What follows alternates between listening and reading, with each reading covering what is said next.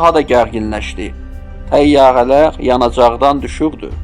Sonra isə qəfil sükut. 5 təyyarə və 14 pilot bir daha geri qayıtmadı.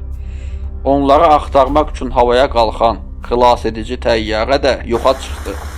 Sanki göy və dəniz birlikdə bütün izləri udmuşdu. Bu hadisə ilə Bermuda şeytan üçbucağı adı bütün dünyada dillərə düşdü. İnsanlar soruşurdu, 5 təyyarə və üstəlik onları axtaran bir təyyarə necə birdən-birə yox ola bilər? Sonraki illərdə də sayısız hesabsız hadisələr yaşandı. 1954-cü ildə Southern Tiger adlı yük gəmisi təzə banan yüklə Karib dənizinə çıxdı. Günəşli hava, sakit dəniz. Amma gəmidən bir daha xəbər gəlmədi.